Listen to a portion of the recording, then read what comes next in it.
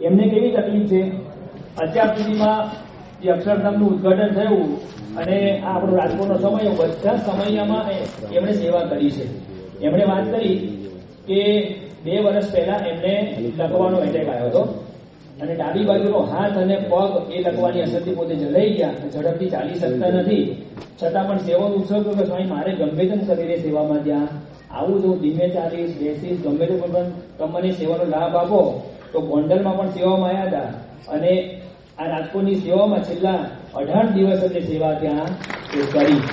તો આવા કાર્યકરો પણ જે આપણી વચ્ચે ઉપસ્થિત છે.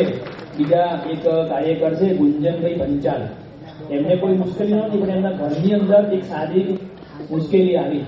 એવી પરિસ્થિતિમાં પણ આ બધા કાર્યકરો સેવામાં આવે છે. એમને તકલીફ કેવી આવી ગઈ, એને સેવા તો નોંધાઈ અને 3 તારીખે બપોરે 2 વાગે બસ ઉપાડવાની હતી. અહીંયા એમનું કારખાનું છે. તો છેલ્લી 3 દિવસ ને 3 રાત સુધી જાગ્યા છે કે પેલું કામ પતાવવું પડે ને, 12 દિવસ જવાના હોય એટલે 3 રાત 3 દિવસ જાગી બધું કાર્ય પૂરું કર્યું. અને છેલ્લા દિવસે જયારે જવાનું થયું તો આગલી રાત્રે આપણો નાનો બાળક છે 6 મહિનાનો, એને શ્વાસ લેવાની તકલીફ પડી, ફેફસામાં કફ ભરાઈ ગયો, આઈસીયુમાં દાખલ કર્યો. એ 6 મહિનાના બાળકને આઈસીયુમાં પેલો છોકરો દાખલ જ છે. 3 તારીખ આવી ગઈ છે, બપોરે 2 વાગ્યાનો સમય થવા આવ્યો છે, બસ ઉપાડવાની છે અને શું કરવું હવે? તેની સાથે એક બીજા કાર્યકર હતા અને વાત કરી કે ચિંતા ના કર, તો અહીંયા રે, હમણાં મારી પ્રાઇવેટ ગાડી છે, આપણે પછી ગાડીમાં જઈશું, બસ જવા દે. પણ તકલીફ કેવી હતી કે જવું કે ના જવું એ પ્રશ્ન હતો. એટલે પછી કુંજનભાઈ એમના વાઈફને ત્યાં મળવા ગયા, પૂછવા ગયા કે હવે આવી તકલીફ છે ને, જો બાળક આપણો આઈસીયુમાં છે ને મારે પાછું સેવમ જવાનું છે.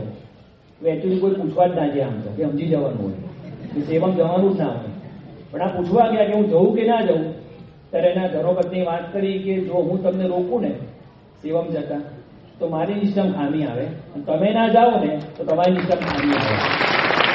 હવે આટલી નિષ્ઠાથી જો વ્યક્તિના સેવામાં આવ્યા અને સતત 12 દિવસ સુધી એમને સેવા ત્યાં કરી, તો કુટુંબની જે બીમારી હોય એને અવગણીને પણ આ બધા કાર્યકરો સેવાની અંદર આવ્યા હતા. પિયુષભાઈ પટેલ નામના ન્યૂ નાડીના આપણા કાર્યકર છે, અહીંયા અપ્પાનગર પાસે એમની એલઈડીની એક દુકાન છે, અને પોતે એકલા ત્યાં કામ કરે છે.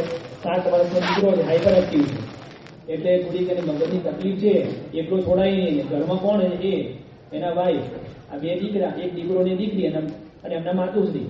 હવે સેવામાં જવાનું તો 20 દિવસ પહેલા ખબર પડી કે એમના માતુશ્રીને કમરનો છેલ્લો મણકો છે ત્યાં ગાંઠ છે મોટી. તો કે ચલો ઓપરેશન કરાવીએ, પણ ઓપરેશન કરાવ્યું ને તો 80 ગાંઠો નીકળી. કેટલી? એકના બદલે 80 ગાંઠ નીકળી. એટલે 1 નીકળે, 2 નીકળે, 3 નીકળે, બહુ મોટું ઓપરેશન થઈ ગયું.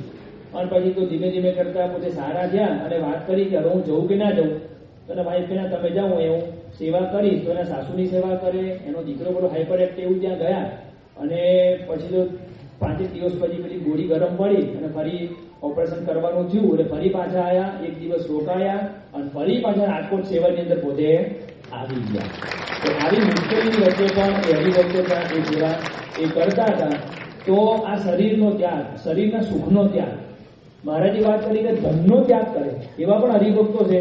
આપણા અમદાવાદની અંદર હિંમતભાઈ રાઠોડ કરીને હરિભક્ત છે, નારાયણનગરના, અહીંયા હાજર છે. જે ઉભા થાય હોય તો રવિ સેવાની અંદર પોતે કાયમ માટે સેવા એ કરે છે. તો એમનો પણ ત્યાં પ્રસંગ જાણવા મળ્યો. એમ્બ્રોઇડરીની સામાન્ય પોતે ધંધો કરે છે. એમના ઘરે એમના મમ્મી છે, 2 દીકરા છે, એમના વાઈફ છે અને 2 ભાઈઓ ત્યાં એક ઘરની અંદર ભેગા રહે છે. નાનો દીકરો મંદ બુદ્ધિનો છે, મોટો દીકરો નોકરી કરે છે પણ 20 દિવસ પહેલાની જોબ છૂટી ગઈ. નાનો દીકરો મંદ બુદ્ધિનો છે, મહિને 10,000 રૂપિયા પોતે કમાય છે. એટલે કે જો 1 મહિનો પોતે ન કમાય ને તો ઘરે શું ખાવું ને પ્રશ્ન થઈ જાય. બેંકમાં કોઈ બેલેન્સ નથી, બીજું કોઈ આવક નથી, છતાં પણ 12 સુધી સેવામાં આવ્યા પોતે. પછી ત્યાં મેં તમને પ્રશ્ન પૂછ્યો કે ભાઈ તકલીફ આવી છે તો ઘર કેમનું ચાલે છે? તમે તમારો દીકરો 2 સેવામાં આવ્યા છો, તમે કમાવો ત્યારે ઘર ચાલે છે. એને વાત કરી કે સ્વામી મારા મિત્ર પાસેથી 5,000 ઉછીના લઈને ઘરે આપીને આવ્યો છું સેવામાં. ઉછીના રકમ લઈ ઘરે આપીને ઘર ચલાવવા ત્યાં પૈસા આપીને સેવામાં આવ્યો છું. પછી મેં વાત કરી કે તો શું તમારે સેવા આપવાની શું જરૂર હતી? તો એને બહુ સરસ જવાબ આપ્યો. જો આ જ્ઞાન, આ સમજણ. એ કે સ્વામી બીમાર પડ્યા હોય તો આપણે ધારો કે હું બીમાર પડ્યો, મને ડેન્ગ્યુ થાય, શું થાય? 12 દિવસ એવું જ પડે મારે. તો એમ સમજુ કે હું બીમાર હતો. તો સમજણ સાથે પણ આ બધા આપણા સ્વયંસેવકો સેવાની અંદર આવે છે. મનીષભાઈ કંથારા નામના નવા નિકોલના કે આપણા સંપર્ક કાર્યકર છે, એમના ઘરની અંદર એમના મધર છે, વાઈફ છે ને દીકરો છે. મહિને 5,000 પોતે કમાય છે, એમના ધર્મપત્ની છે 2,000 કમાય છે. અને ઘરેથી સામેથી કીધું કે તમે સેવામાં જાઓ, હું પોતે અહીંયા કામ કરીશ. ઇસ્ત્રીનો બિઝનેસ છે એમનો, કપડાને પ્રેસ કરવાનો. એટલે એ તો પોતે સેવામાં આવ્યા અને મેં વાત કરી કે તમે ઇસ્ત્રી કરો છો તમારા વાઇફ કરે કે તમારી 50% કામ થાય. હું જે સ્પીડથી કામ કરતો હોઉં ને એના કરતાં 50% સ્પીડથી મારા વાઇફ કામ કરે તો 50% એ ધનનો ત્યાગ કરીને પણ હરિભક્ત ત્યાં 12 દિવસ સેવાની અંદર પોતે ત્યાં પધાર્યા હતા. કેતનભાઈ ચૌહાણ નામના ન્યૂ નિકોલના એક કાર્યકર છે. એમણે વાત કરી કે હું મારા પત્ની, મારો મોટો બાબો, નાનો બાબો, 4 જણ સેવામાં હતા. એ એના પત્ની, મોટો દીકરો, નાનો દીકરો બધા સેવામાં. અને પછી એમણે વાત કરી કે મારા પત્ની ત્યાં રસોડામાં હતા અને અમે બે બાપ દીકરા એક્ઝિબિશનની સેવામાં હતા કે સ્વામી 1 થી 11 સુધી અમે ત્યાં, મારા દીકરી છે અને 1 તારીખથી 11 તારીખ સુધી પરીક્ષા હતી, એ ઘેર હતી. નવી દુકાન લીધી હતી, 7,000 ભાડું, 25,000 ત્યાં ડિપોઝિટ હતી અને 7 તારીખ ત્યાં ચાલુ થવાનું. હવે આપણી સેવા 5 થી 15ની હતી એટલે ભાડું શરૂ થઈ ગયું, ડિપોઝિટ આપી દીધી. તો એ કે મારા દીકરીએ પરીક્ષા પણ આપી, દુકાને પણ બેસી, એ રીતે દુકાન સાચવી અને અમે ઘરના 4 સભ્યો સેવાની અંદર ત્યાં પધાર્યા હતા. તો આ રીતે અમે એ સેવા કરી. ડોક્ટર કિરીટનભાઈ ડોબરિયા છે, ન્યૂ નિકોલની અંદર પોતે રહે છે, આપણા નિષ્ઠાવાન કાર્યકર છે. ઉભા કરો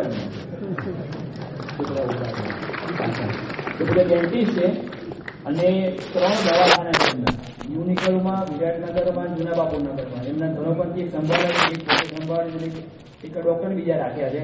હવે 3 દવાખાના છોડીને પોતે સેવામાં આવ્યા. પછી એમણે વાત કરી કે આ ડિસેમ્બર મહિનો કેવો છે, એનઆરઆઈ બધા આવે અને ઘણી મોટી આવક થતી હોય છે.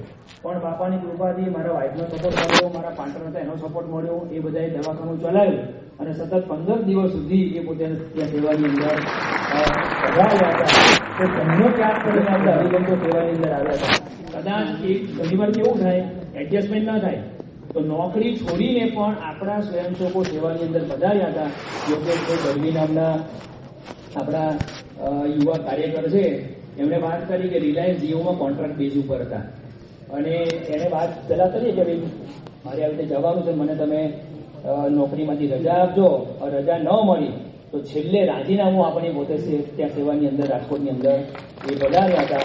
જિગ્નેશજી મુકેશભાઈ પંડ્યા નામના સાબરમતીના આપણા કાર્યકર છે, અહીંયા આવ્યા છે. પછી ઉભા થાવ તો આવ્યા જિગ્નેશભાઈ, આ તો પાછળ ઉભા થયા છે.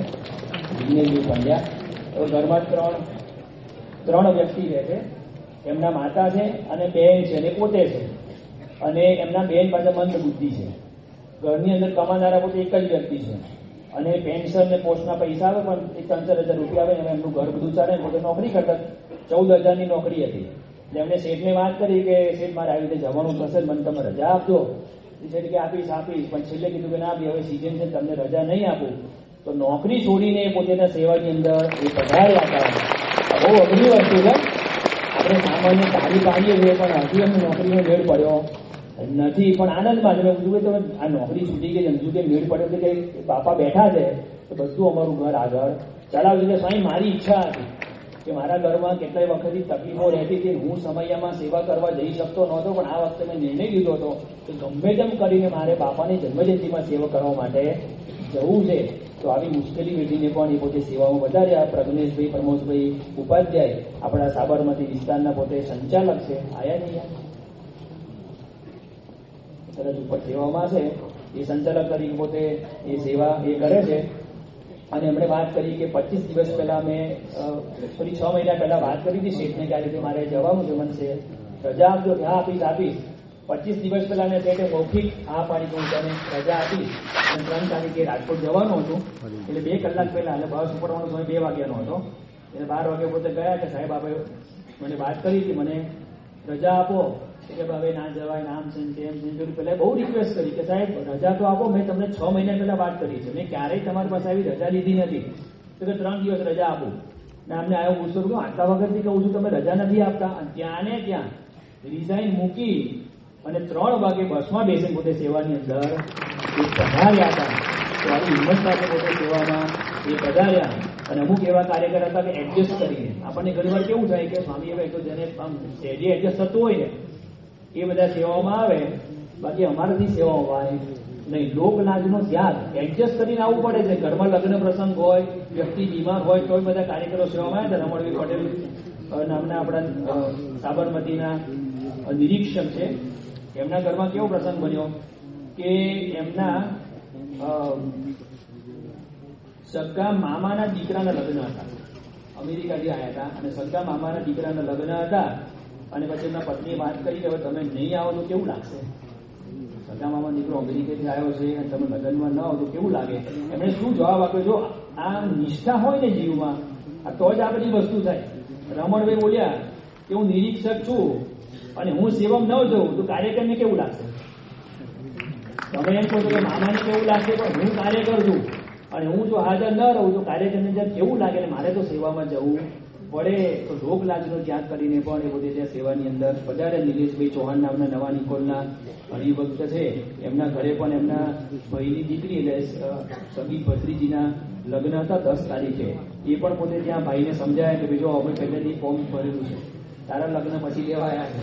એટલે કે મારે કમિટમેન્ટ પહેલા ભગવાન જોડે, સંત જોડે, એટલે મારે તો સેવામાં જવું પડશે. એ સેવામાં આવ્યા અને એમના પિતાશ્રી ગામડેથી સેવામાં આવ્યા, પણ એના ભત્રીજી લગ્નની અંદર પોતે ગયા નહીં. તો મહારાજે વાત કરી ને કે મહાત્મય જ્ઞાને જે નિશ્ચય હોય તો ભગવાન અને સંતને અર્થે શું ન થાય. તો મહારાજ સ્વામીના ચરણોમાં પ્રાર્થના કરીએ કે જે કાર્યકરો બધા સેવામાં આવ્યા છે એ બધાની જે નાની બધી મુશ્કેલીઓ હોય દૂર થાય અને મહારાજ સ્વામી એમના જેવું સેવા કરવાનું બળ આપણને સૌને આપે.